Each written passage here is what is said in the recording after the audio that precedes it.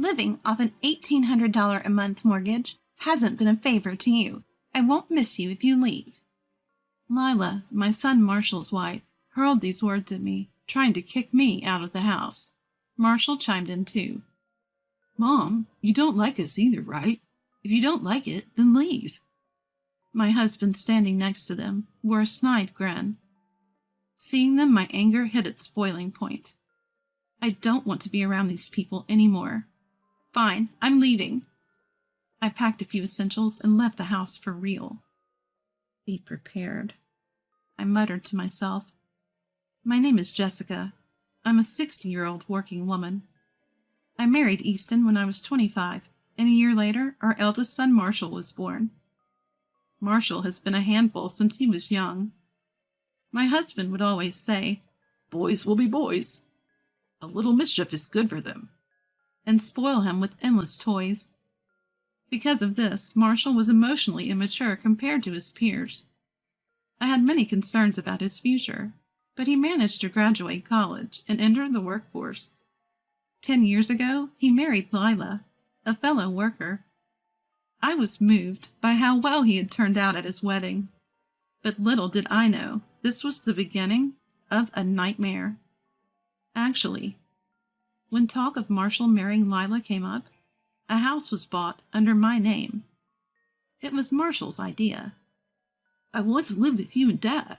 You're both getting older, and life might get tough. Let's live together before that happens. It's better to have someone around who can help."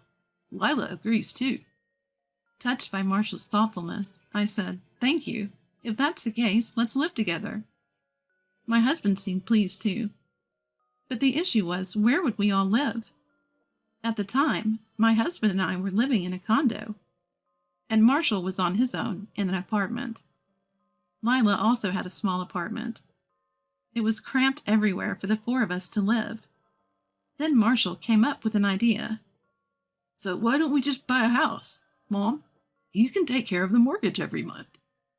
Wait, so we're all living there, but I'm the only one paying? "Don't worry. Lila and I will cover other living expenses. You just need to handle the mortgage, Mom." I agreed to Marshall's request.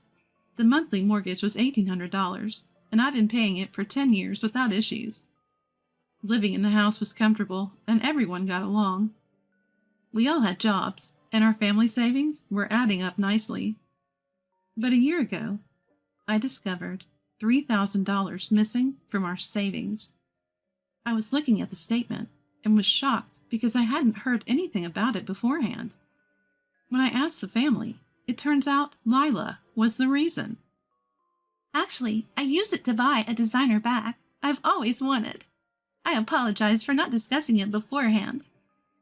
Lila seemed genuinely sorry, so I just said, "All right, just let me know next time you're making a big purchase." But Lila's spending spree didn't stop there. She kept buying luxury items, depleting our savings. Even when I warned her. Lila's bad spending habits only got worse, and so did her attitude. "I have stress too, you know. What's the harm in a little shopping?" she would retort, and refuse to stop her wasteful spending. For some reason, Marshall and my husband sided with Lila. Marshall was particularly harsh. "Lila's having a tough time at work. Cut her some slack." My husband joined in, criticizing me. "We're family. Understand her. No need to make a fuss just because the savings dropped a little." However, Lila was spending tens of thousands a month on luxury items. I warned them that at this rate, we'll run out of savings. I tried to bring it up, but the other three just kept saying, "We can just save up again." What's worse, my husband and Marshall started joining Lila in her reckless spending. When Marshall brought home a wristwatch that cost more than $10,000, I, seriously, felt dizzy. "What's gotten into you all? We're going bankrupt." My pleas fell on deaf ears. Then Marshall dropped a bombshell. "I actually enjoy seeing you struggle, Mom. I've always disliked you. I thought living off your money would be enough, but now I want to see you suffer more. Buying luxury items with your money killed 2 birds with 1 stone. I was speechless. Seeing my reaction, Marshall laughed out loud. What's with that face? This is all your fault, Mom. Then my husband chimed in. I thought Marshall was getting the short end of the stick, too. You know, never getting the stuff he wanted, living a life full of sacrifices. So I was on board with the plan to make you buy a house. My husband may be lenient with Marshall, but to go along with such a reckless plan? Just to be clear, I've never been unreasonably strict with Marshall. I've only emphasized basics like greeting people properly and meeting deadlines. I even bought toys for birthdays and Christmas. I thought he would understand once he became an adult. I never imagined he'd resent me for it. I broke down in tears, but the three of them just laughed.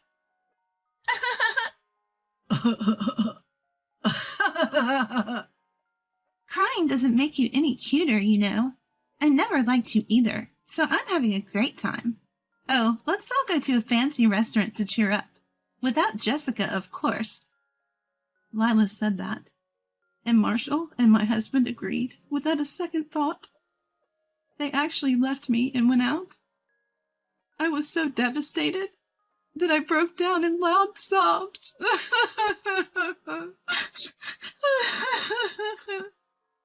Revenge from the family I had always trusted was not something I could easily accept. After that, I tried to talk it out with my family. I wondered if we could reconsider and start over. But all my efforts were in vain. They just mocked me without listening. Our family savings are now almost depleted. I've reached my limit. Reviving this family is impossible. Lately, they've been saying if I'm unhappy, I should leave. Why is this happening to me? I'm not sad anymore. Mostly, just angry.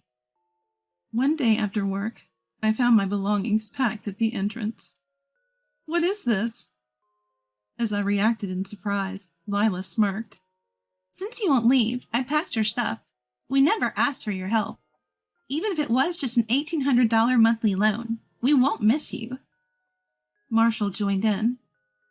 You hate us too, don't you, Mom? If you don't like it, then leave. My husband just stood there with a sarcastic smile. Finally, my rage hit its peak. I don't want to be with these people anymore. Fine. I'm leaving. With that, I took only the bare necessities and actually left the house. Get ready, I muttered to myself. I explained the situation to a friend over the phone and stayed with them until I found a new place. But I wasn't going to let them get the last laugh. I planned and executed my revenge. Sometime after I left, I got a call from Marshall. Mom, something bad happened. Some guys came to the house and said it's been put up for sale and we need to leave. I couldn't help but laugh, because I'm the one who put it up for sale. You can't just do that. Marshall was angry, but I thought the one being unreasonable was him. I bought that house in my name and paid all the loans, so I can sell it if I want. I even prepaid the entire loan, so don't worry about that. You should vacate soon. I hung up after saying that. I had been kicked out of the house abruptly, so those three have no right to complain, if they've lost their home too. I felt a little relieved, but my revenge was far from over. The next day, I called my husband. Hello, can we talk? Where are you right now? Don't ask where I am. We're in the middle of an unexpected move. It's hectic. I'll call you later. My husband angrily hung up the phone. It was funny to see him flustered, but I hadn't conveyed my message. I sent a message saying we had important things to discuss and asked him to spare an hour. I got a reply 2 weeks later saying the move was done and to come to the new place. Well, finding a place and moving takes time. I arrived at the specified address and found a rundown wooden apartment. Compared to our old house, it was pitiful. My husband appeared when I rang the doorbell at apartment 103. He looked exceptionally grim. Upon entering, Marshall and Lila were also sitting there with grim expressions. Oh, What's with those faces? But what a lovely home you have here. Ignoring my sarcasm, my husband weakly said, Never mind that. What did you want to talk about? I pulled out the divorce papers. I want to sever ties with you. We're getting divorced. Upon hearing this, my husband's face turned pale instantly. Wait a minute. We can't afford a divorce. We have no money. What will happen if you leave too? I don't care what happens to you. I'm not your ATM. 3 adults should be able to earn a living. The 3 of them exchanged troubled looks. My husband began to explain. Actually, Marshall and Lila were fired from their jobs. What? When were they fired? It was information I hadn't expected.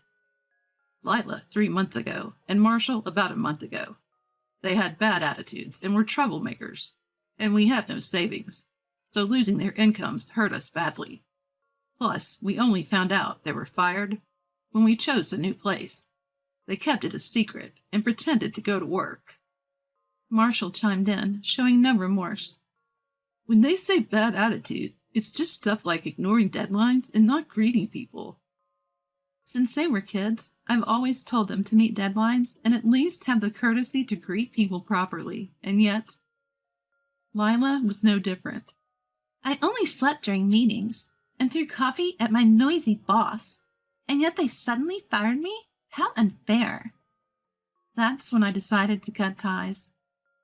Marshall and Lila, what you did could easily get you sued. I'm cutting ties with people who can't understand this even in their 30s. Now agree to the divorce. I won't be giving you any assets.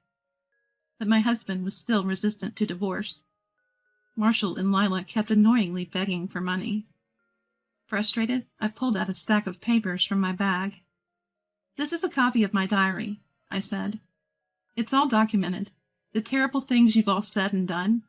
I've been keeping track ever since you all got out of line. If you're not willing to go through with the divorce, I'll take this diary to my lawyer. Is that what you want? The word lawyer seemed to spook my husband, who quickly changed his tone. All right, spare me the lawyer talk. I don't want to make a big deal out of this. Let's divorce. Marshall and Lila started to make a fuss. My husband yelled, Don't act all high and mighty when you're unemployed. They fell silent. Tired of the low-level bickering, I had them fill out the divorce papers. As I left the room, I told my husband, This mess? You're partly to blame for taking Marshall's side. Enjoy taking care of him. Being a parent to a grown child can be quite a challenge. I couldn't help but smirk. I had my own savings, so I didn't worry about making ends meet. I walked out of the apartment, light on my feet. 6 months later, I got a call from my ex-husband. Jessica, can you help me out? Where are you? I've been asking around, but no one seems to know. I calmly said, Well, I moved, but I didn't tell you my new address. I've asked my acquaintances not to share it, so you 3 just live happily together. After the divorce, I moved out of my friend's place and found a new home. I explained the situation in detail to my company and was fortunate to be transferred to another branch that was short-staffed. I took proactive steps to ensure my old family wouldn't show up uninvited. Thanks to the cooperation of my friends and company, I was really saved. Despite asking for a lot, everyone handled it without showing any annoyance. Hearing people say, You've been through a lot, Jessica. It's not your fault, lifted my spirits considerably. Just as I was thinking how blessed I was to have such supportive people around me, my ex-husband's loud commotion brought me back to reality. Please don't be so cold. Marshall and Lila don't work, and they're draining my salary. I even have debts. I'm on the brink of bankruptcy. I felt intense anger once again. He hurts people for his own selfish reasons, yet seeks help when he's in trouble. I couldn't help but shout at my incredibly selfish ex-husband. You've got some nerve. After tormenting me, you expect me to help you out when you're in trouble? Don't ever call me again. I hung up immediately and blocked his number. I also blocked calls from Marshall and Lila while I was at it. I had kept their numbers just in case I'd need to get in touch, but no more. I decided they were no longer necessary. I felt a sense of relief. like I finally cut all ties. All that's left is to hope for a peaceful life from now on. Later, I heard that my ex-family met quite a grim fate. My ex-husband grew sick of Marshall and Lila's wasteful habits and went missing soon after our last call. I heard he even quit his job and disappeared. I don't know where he went, but I doubt he's leading a happy life. Marshall and Lila, on the other hand, are still caught in their cycle of debt, their habits of squandering money unchanged. Even their family, friends, and relatives have abandoned them, knowing the mess they're in. I can only assume they'll keep sinking deeper into debt. When a friend told me all this, I felt a sense of achievement. I hope they regret their actions and continue to suffer. My ex-husband had been missing for a while, but I happened to see him living on the streets during a business trip. I never thought he'd become homeless. He didn't recognize me. He looked skinny and completely beaten down. Given his age, maybe he couldn't find another job. Marshall and Lila, meanwhile, filed for bankruptcy. They never stopped spending, borrowed money like it was nothing, so it ended up this way. There was no concept of living off hard-earned money for them. These two spent their days blaming each other for their financial ruin, fighting all the time. The outcome? They became a nuisance and got kicked out of their apartment. Another friend filled me in on this.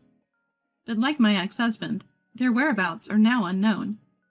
They might be homeless too, but I couldn't care less. No matter how miserable their lives become, I'll never lend a hand. In contrast, I've regained my peace. I was worried they'd hire a detective to find me, but thankfully they never showed up. They probably don't even have the money for that.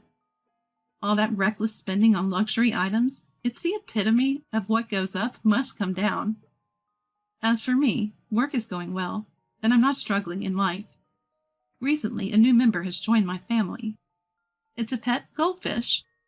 I was tagging along with a friend who has pets to a pet store when I fell head over heels for this adorable little creature. Honestly, I've never been particularly interested in fish before, so I find it surprising that I even own one now. But this goldfish is just too cute, and watching it eat its food is particularly soothing. The best part? It doesn't require constant care, so even with my busy job, I can easily take care of it. It's added a new layer of joy to my life. I hope my days continue to be this peaceful moving forward.